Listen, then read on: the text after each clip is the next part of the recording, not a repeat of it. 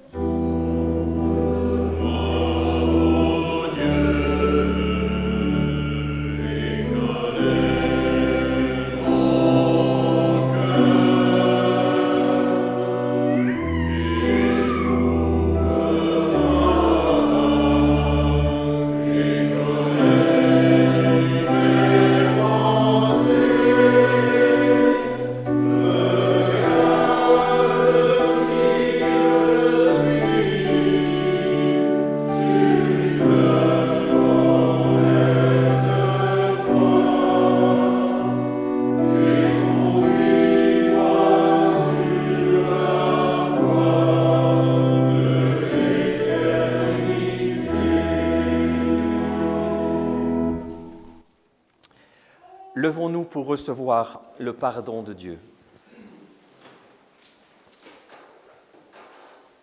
Dieu a répandu avec abondance le Saint-Esprit sur nous par Jésus-Christ, notre Sauveur, afin que par sa grâce, nous soyons rendus justes devant Dieu et que nous puissions recevoir la vie éternelle que nous espérons. C'est là une parole certaine pour chacun et chacune d'entre nous. Dans la repentance et dans la foi, recevons donc le pardon de Dieu avec joie et confiance.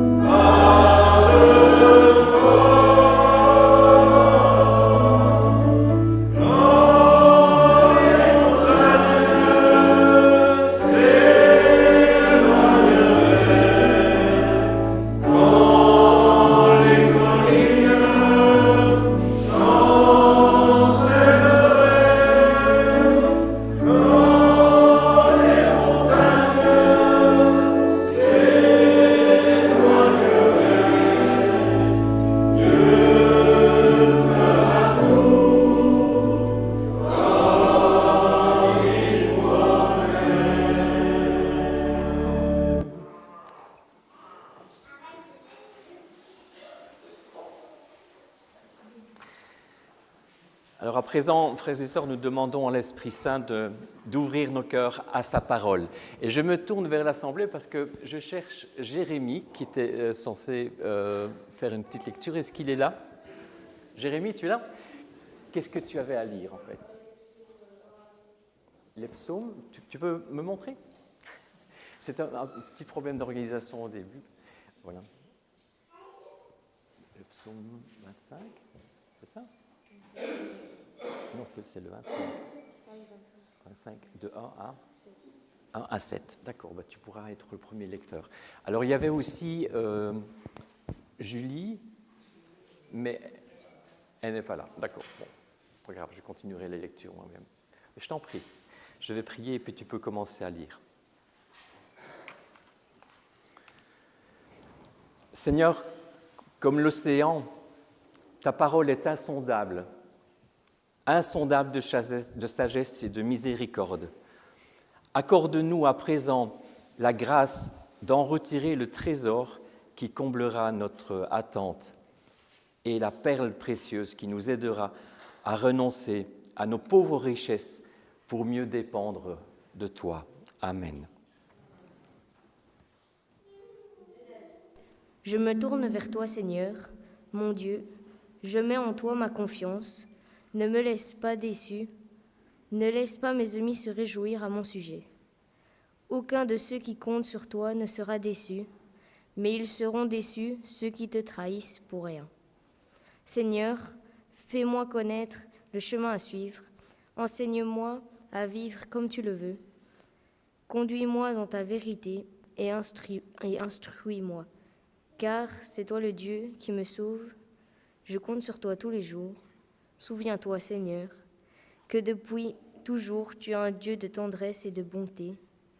Ne pense plus à mes fautes de jeunesse, ne pense plus à mes désobéissances. Pense à moi plutôt dans ta générosité, toi qui es si bon, Seigneur. C'était donc le psaume 25, les versets 1 à 7. La deuxième lecture de ce matin, c'est dans le livre des Proverbes, au chapitre 3, et nous lirons les versets 1 à 8. Donc, Proverbes, chapitre 3, les versets 1 à 8. Mon enfant, n'oublie pas ce que je t'enseigne. Garde en ton cœur ce que je te recommande, car tu connaîtras ainsi le bien-être et une vie longue et heureuse. Sois toujours bon et vrai. Conserve la bonté et la vérité comme une parure autour de ton cou. Grave-les dans ton cœur. Alors Dieu et les êtres humains t'aimeront et apprécieront ton bon sens. Ne te fie pas à ta propre intelligence, mais place toute ta confiance dans le Seigneur. Appuie-toi sur lui dans tout ce que tu entreprends, et il guidera tes pas. Ne te fie pas à ta propre sagesse, mais reconnais l'autorité du Seigneur et détourne-toi du mal.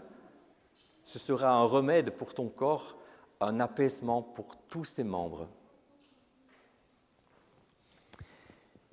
La dernière lecture pour ce matin est dans l'Évangile de Matthieu, l'Évangile selon Matthieu au chapitre 7, les versets 12 à 14.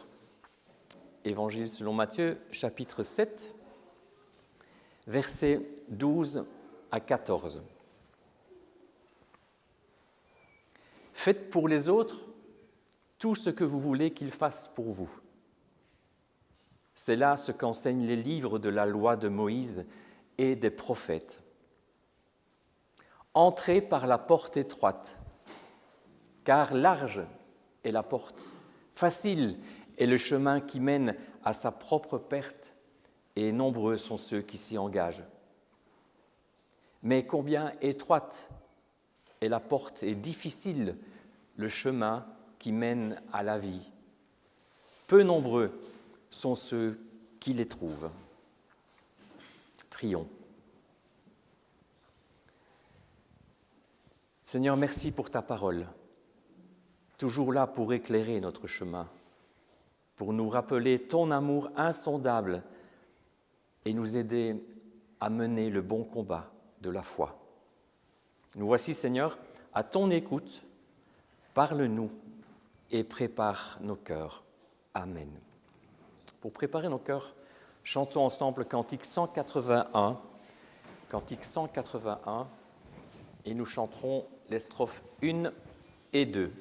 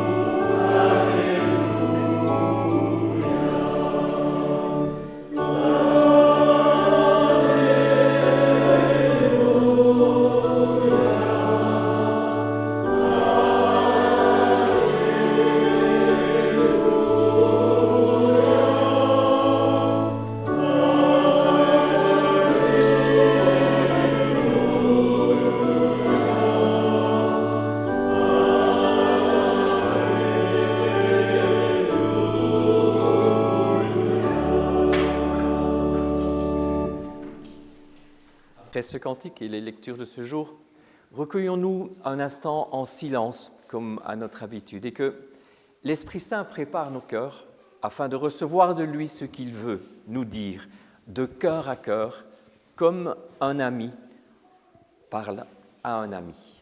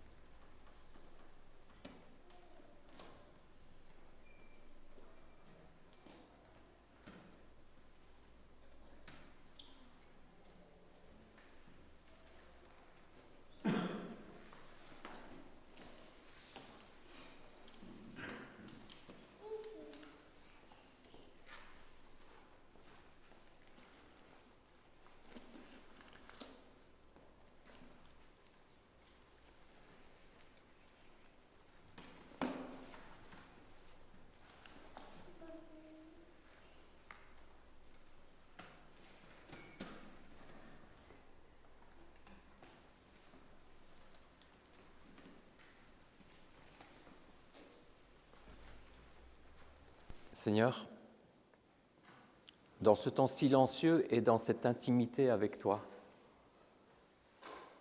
nous t'avons peut-être confié des choses de nous. Tu as pu peut-être te faire entendre à nous par une parole, par une pensée, par une brise légère que nous avons reconnue comme venant de toi. Merci d'avoir répondu à notre appel et de nous permettre de répondre aussi à ton appel. Amen.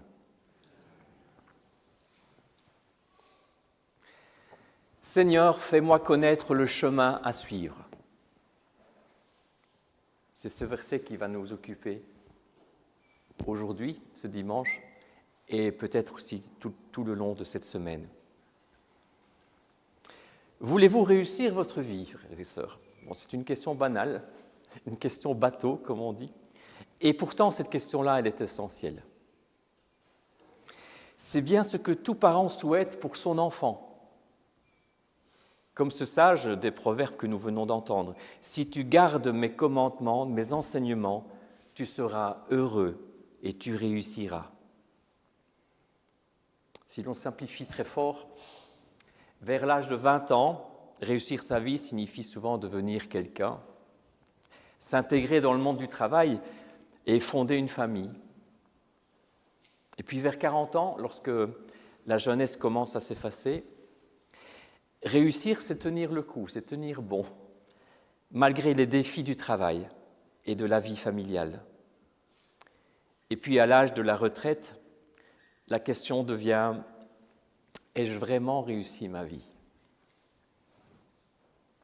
Mais Jésus nous invite à regarder toujours vers l'avenir, quel que soit notre âge d'ailleurs. Entrer par la porte étroite. Dans son enseignement, qui est rapporté dans l'évangile de Matthieu, au chapitre 5 et jusqu'au chapitre 7, nous venons de lire une partie du chapitre 7, Jésus s'adresse à ses disciples qui ont répondu à son appel et veulent savoir ce que cela signifie être un disciple. Alors que leur dit-il ? Eh bien, il commence par ces fameuses béatitudes. Vous vous souvenez, heureux les pauvres de cœur, par exemple.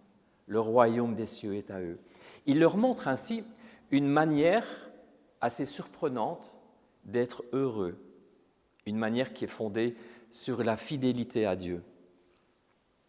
Les psaumes et la sagesse ancienne des proverbes que nous avons également lus ce matin affirment que le véritable bonheur réside dans l'obéissance à la loi divine, à chercher les voies de Dieu, si on veut, à nous laisser conduire sur ces voies, tout en nous appuyant non pas sur notre propre sagesse, notre propre intelligence, comme on trouve aussi dans ces textes, mais sur lui.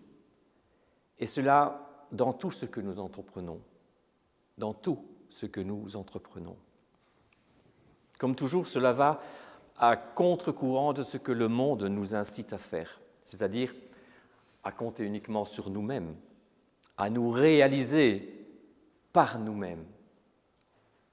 Pour Jésus, cela va plus loin encore. Parce qu'au cœur de la loi, il y a l'amour. Il nous invite à aller jusqu'au bout dans cet amour. Il nous dit, vous avez appris qu'il a été dit, tu aimeras ton prochain et tu haïras ton ennemi. Mais moi je vous dis, aimez vos ennemis et priez pour ceux qui vous persécutent. Et il ajoute, suite à ça, faites aux autres ce que vous voudriez qu'ils fassent pour vous. Alors cette parole de Jésus, c'est une reformulation de ce qu'on appelle la règle d'or. Cette règle d'or, dont les prémices en fait datent de plus de 3000 ans avant notre ère, était manifestement connue par Jésus. Mais à l'origine, cette maxime était un peu différente. Elle était dans une tournure négative. Dans le monde et dans la philosophie aussi, cette maxime, donc cette règle d'or est connue comme ceci. Ne faites pas aux autres ce que vous ne voulez pas qu'ils vous fassent. Et cette tournure, en fait, n'invite pas à l'action, mais plutôt à l'inaction, au fait de rester passif. Ne faites pas ce que ne voulez pas qu'on vous fasse. Tandis que Jésus va dire, faites aux autres ce que vous voulez qu'on vous fasse. La différence est énorme. Jésus, comme un nouveau Moïse, si on peut dire, nous guide vers le royaume des cieux. Il sait que son message est radical et il le résume par cette phrase qui est percutante. Nous l'avons lu. Entrez par la porte étroite. Large est la porte et spacieux le chemin qui mène à la perdition. Et nombreux sont ceux qui s'y engagent. Mais étroite est la porte et resserré le chemin qui mène à la vie. Et peu nombreux sont ceux qui le trouvent. Alors qu'entend-il par cette image ? Doit-on comprendre que pour un bon chrétien, entre guillemets, il faut souffrir davantage que les autres ? Le chemin étroit, est-ce que c'est une métaphore, une sorte d'image de l'effort moral à faire ? Est-ce une invitation à former une petite élite spirituelle ? Il n'y a rien de tout cela, frères et sœurs, dans ces paroles. Il n'y a rien de tout cela. Jésus souhaite que tous reçoivent son message, un message d'amour et de liberté, bien loin d'une religiosité légaliste, voire rituelle. Il annonce la venue du règne de Dieu, un Dieu plein de tendresse et de compassion, accessible à tous, et en particulier aux plus humbles. Soyez miséricordieux comme mon Père, votre Père, est miséricordieux. La notion des deux chemins, le bon et le mauvais, c'est bien ancré dans la tradition juive, où le bon chemin, c'est celui de l'obéissance à la loi, le mauvais chemin, c'est celui de la désobéissance à la loi. C'est assez dichotomique, mais c'est comme ça.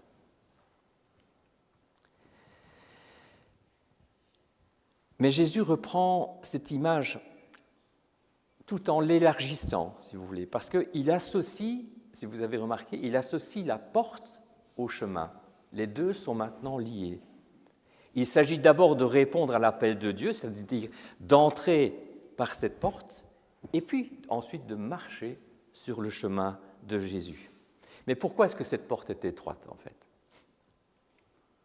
Jésus fait référence à une petite porte qui est difficile à repérer, que l'on pourrait facilement manquer en suivant la foule qui passe par la grande porte. Cette petite, on ne va pas la repérer.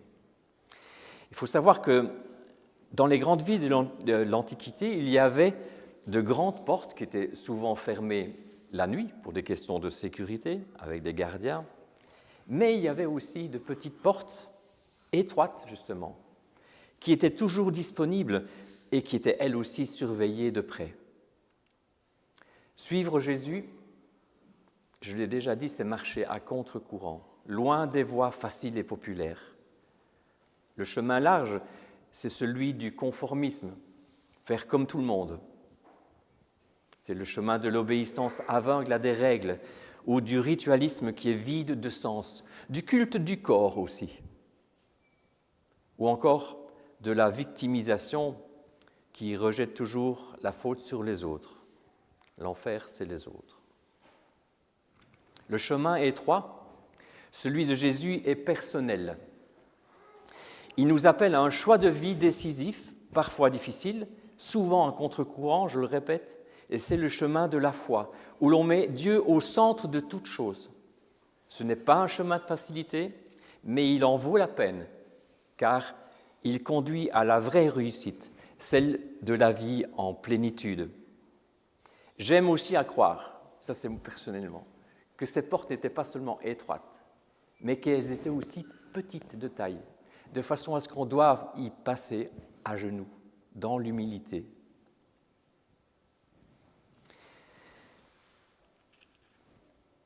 Écoutons un texte que j'avais vraiment le désir de partager avec vous aujourd'hui. C'est un texte du pasteur Dietrich Bonhoeffer. Pour ceux qui ne connaissent pas Dietrich Bonhoeffer, donc c'est un pasteur qui était résistant sous le régime nazi et qui a été assassiné par les nazis le dernier jour de la guerre. Il dit ceci dans son livre qui s'appelle « Le prix de la grâce ». Déjà le titre est important. Il dit donc ceci: « Croire à la promesse de Jésus selon laquelle ceux qui obéissent posséderont la terre et, cependant, rencontrer l'ennemi sans défense, souffrir plutôt l'injustice que de la commettre, voilà un chemin étroit. Voir et reconnaître l'autre homme dans sa faiblesse, dans son injustice, et ne jamais le juger, être dans l'obligation de lui faire part de bonnes nouvelles, et cependant ne jamais jeter les perles devant les pourceaux. Voilà un chemin étroit. À chaque instant, on risque de tomber. Aussi longtemps que je reconnais ce chemin comme celui qui m'est ordonné de suivre et que je le suis dans la peur de moi-même, effectivement, ce chemin est impossible. Mais si je vois Jésus-Christ me précéder pas à pas, si je ne regarde qu'à lui et si je le suis pas à pas, je suis protégé sur ce chemin. Car c'est lui-même qui est le chemin. Il est le chemin resserré à la porte étroite. C'est lui seul qu'il importe de trouver. Si nous savons cela, nous avançons sur le chemin resserré, par la porte étroite de la croix de Jésus-Christ vers la vie. Et c'est précisément l'étroitesse du chemin qui se transforme pour nous en certitude. Et j'ajouterai juste, certitude d'une vie réussie. C'était la question qui nous a été posée au début. Ce chemin est celui d'une vie où l'on choisit d'aimer l'autre plus que soi-même, de préférer la relation à la recherche du confort. Jésus marche devant nous sur ce chemin et si nous gardons les yeux fixés sur lui, nous pouvons le suivre avec confiance. Alors, avez-vous réalisé que marcher sur ce chemin, c'est faire le bon choix? C'est choisir la vie véritable. Peu importe où nous en sommes dans la vie, il y a toujours et il y aura toujours devant nous une porte à franchir, un chemin à emprunter, même s'il est difficile. C'est sur ce chemin que Jésus nous attend, chacun, chacune, pour nous conduire vers la vie véritable, une vie réussie. Je rappelle à présent, pour terminer, les points importants et à méditer peut-être durant cette semaine qui s'ouvre devant nous. D'abord, garder les enseignements du Seigneur s'accompagne d'une promesse. Tu seras heureux, tu réussiras. Ensuite, cette règle d'or mais positive, faites aux autres ce que vous voudriez qu'ils fassent pour vous. Le chemin étroit, celui de Jésus, est un chemin qui est personnel, différent, je dirais, les uns des autres. Jésus marche devant nous sur ce chemin et c'est là qu'il nous attend. Oui, Seigneur, fais-nous connaître le chemin à suivre. Amen.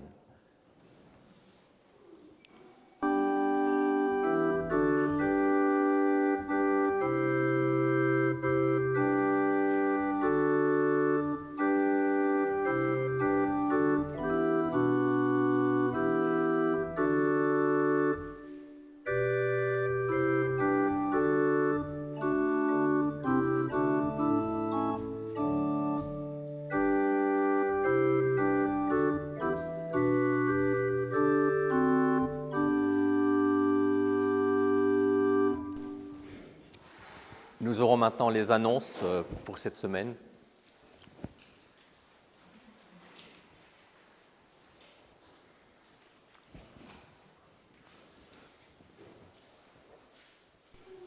Tout d'abord, mardi, à 14h, il y aura le catéchisme. À 18h, la réunion de prière. Et à 19h, l'étude biblique cursive. À cette réunion, nous nous plongerons dans le psaume. Mercredi, à 19h, réunion de la Croix-Bleue. Jeudi, dès 9h, les diacres seront à leur poste pour la distribution des colis alimentaires. Et jeudi, également, à 13h45, c'est la sortie du groupe départ à Waterloo. Donc, continuez à venir vous inscrire si ce n'est pas encore fait. Nous reprendrons l'argent aussi pour l'entrée, la visite guidée à la tasse de café. Vendredi, donc 13h45, rendez-vous devant le temple pour ceux qui viennent. Vendredi à 18h30, nous aurons la réunion du cercle de jeunes au local. Samedi, c'est l'assemblée de district à 9h. Ça concerne les délégués seulement. Dimanche prochain, il y aura la répétition de chorale à 9h et le culte à 10h. Et pendant ce culte, il y aura le baptême du petit Samuel Masco. Alors, ne partez pas sans recevoir votre messager. Je les distribuerai à la sortie. Merci. Et maintenant, nous avons notre moment d'offrande pour offrir justement nos dons pour le service de l'Église. Et souvenons-nous que l'apôtre Paul a dit « Quand je distribuerai tous mes biens pour la nourriture des pauvres, si je n'ai pas l'amour, cela ne me sert de rien. » Pendant ce temps, nous allons chanter ensemble le cantique 486, les 3 strophes. Cantique 486, nous chantons les 3 strophes.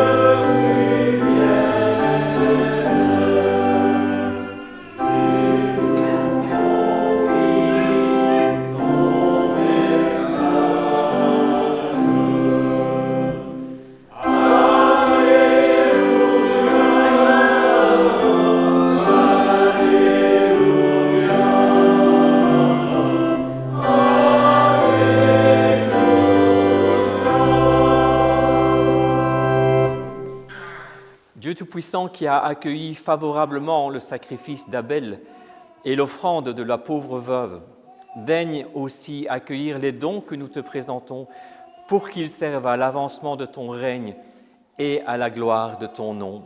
Amen. Donc je vous invite à intercéder auprès de notre Seigneur.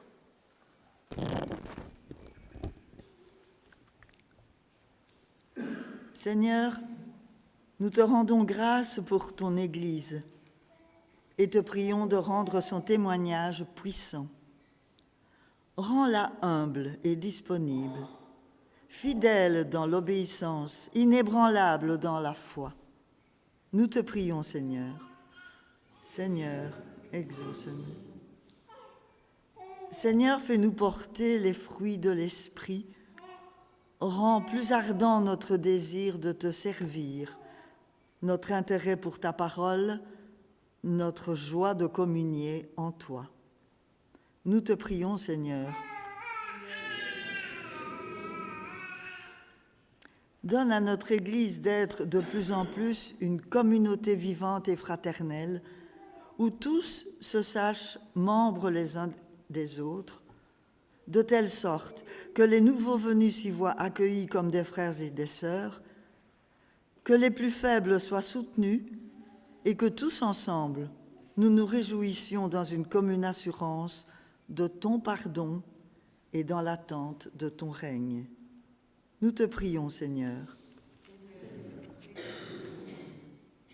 Nous te confions les jeunes pour qu'à la lumière de ta parole, ils découvrent un sens à leur vie. Aide-les à se forger des convictions personnelles qui leur permettent de tenir ferme dans la foi et de te rester fidèles.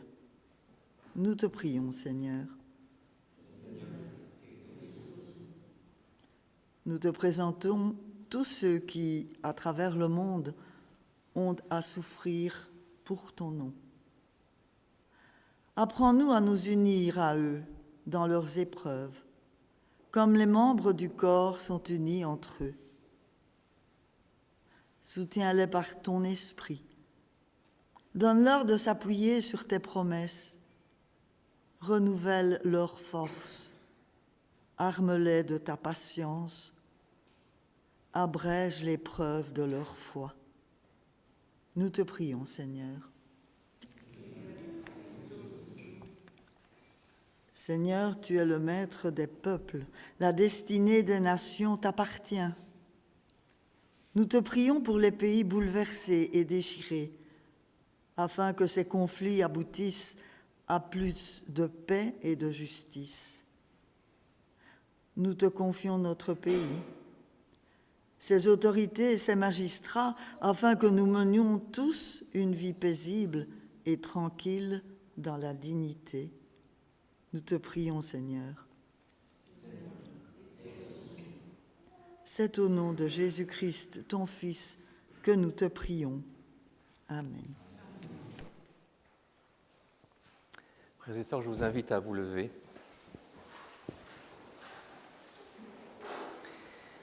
Élevons notre cœur vers le Seigneur Jésus-Christ qui siège à la droite du Père et rendons-lui grâce. Prions. Vraiment, il est juste et bon. C'est notre joie et notre salut de te bénir, Seigneur Dieu, pour ton immense amour. Là où régnait le péché, tu as fait triompher ta grâce en Jésus-Christ. Par sa mort, tu nous as réconciliés avec toi et tu nous sauves par sa résurrection.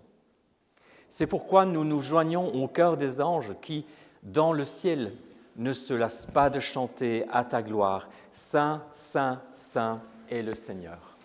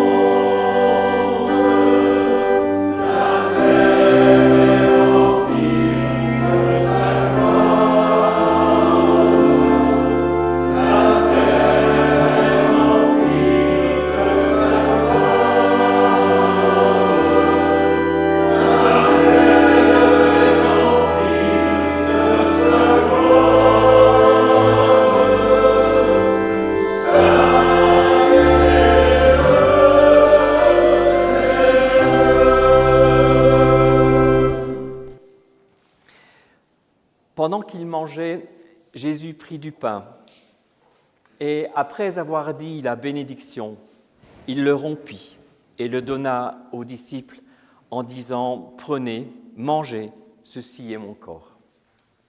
Il prit ensuite une coupe et après avoir rendu grâce, il la leur donna en disant « Buvez-en tous, car ceci est mon sang, le sang de l'alliance nouvelle et éternelle qui est répandu dans le royaume, pour vous, pour le pardon des péchés. Je vous le dis, je ne boirai plus désormais de ce fruit de la vigne jusqu'au jour où j'en boirai du nouveau avec vous dans le royaume de mon Père. » Prions encore. Viens en nous, esprit de sainteté. Tu rends témoignage en nous, tu intercèdes en nous, tu nous assistes et tu nous guéris. Viens en nous, esprit de vérité. Par toi, nous voyons la lumière, par toi, nous comprenons la parole et par toi, nous apprenons à prier. Viens en nous, esprit créateur. Par toi, toutes choses sont faites nouvelles. Par toi, les hommes et les femmes revivent. Viens en nous, esprit de force et de puissance, esprit de flamme et de feu, esprit de sagesse et d'espérance. Viens en nous, Saint-Esprit, Esprit de Dieu. Amen.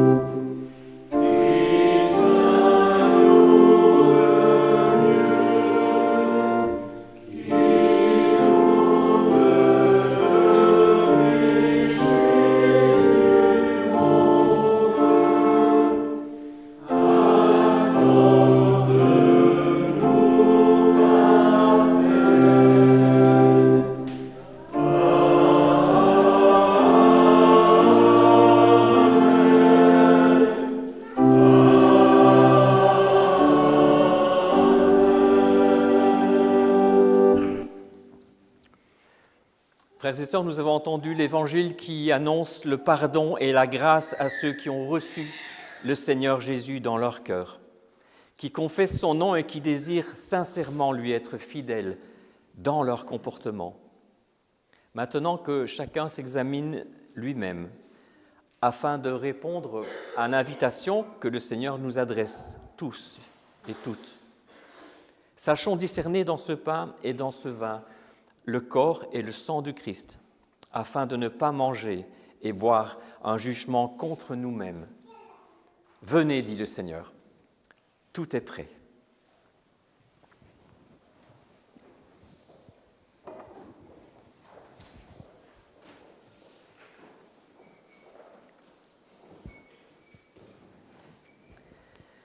Le pain que nous rompons est la communion au corps de notre Seigneur Jésus, qui a été donné pour nous. Ceci est mon corps. Ceci est mon corps. Ceci est mon corps.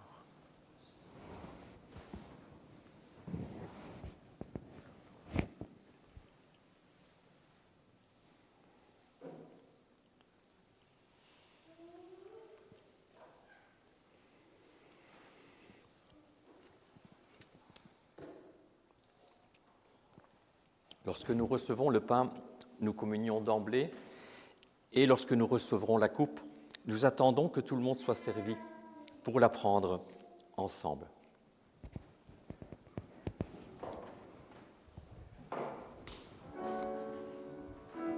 Ceci est mon corps.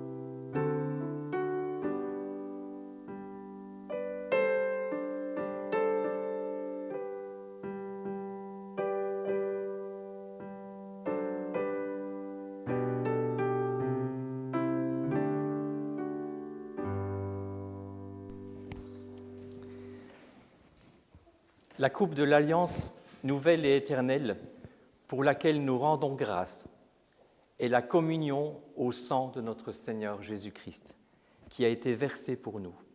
Buvez-en tous, nous dit Jésus.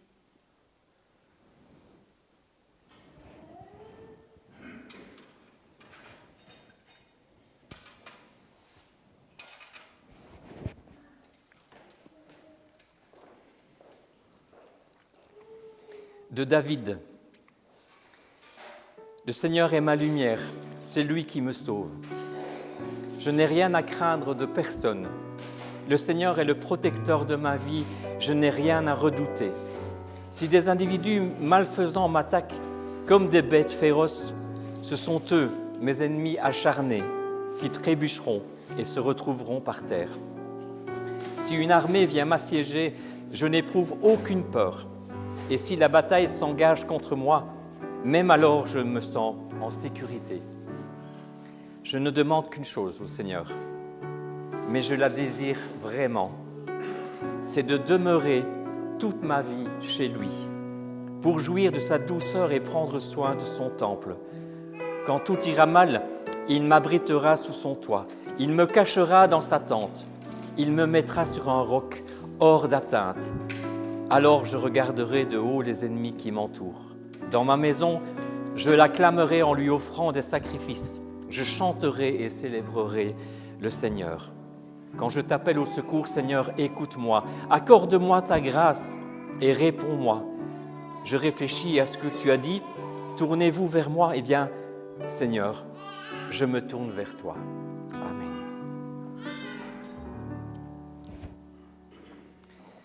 Pour la force et le réconfort que tu nous as donné par le corps et le sang de Christ, Seigneur, nous te louons.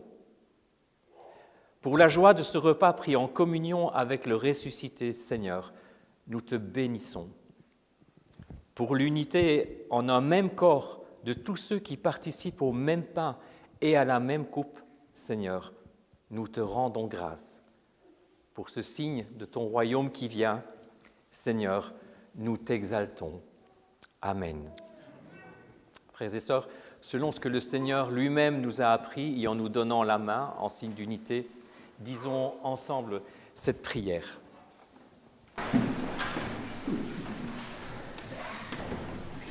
Notre Père, qui es aux cieux, que ton nom soit sanctifié, que ton règne vienne, que ta volonté soit faite sur la terre comme au ciel. Donne-nous aujourd'hui notre pain de ce jour. Pardonne-nous nos offenses, comme nous pardonnons aussi à ceux qui nous ont offensés. Et ne nous soumets pas à la tentation, mais délivre-nous du mal, car à toi la vérité, le règne, la puissance et la gloire, pour les siècles des siècles. Amen. Notre Père, ne nous soumets pas à la tentation. Confiant dans l'amour du Père, entrons maintenant dans notre champ de mission. Gardons aussi avec nous, durant toute cette semaine, ce verset. Seigneur, fais-moi connaître le chemin à suivre. Le Christ est mort pour tous, afin que ceux qui vivent ne vivent plus pour eux-mêmes, mais pour celui qui est mort et ressuscité, pour eux. Que le Dieu de paix nous rende capables de pratiquer tout ce qui est bien pour que nous accomplissions sa volonté, qu'il réalise en nous par Jésus-Christ ce qui lui est agréable. À Jésus-Christ soit la gloire pour toujours. Amen.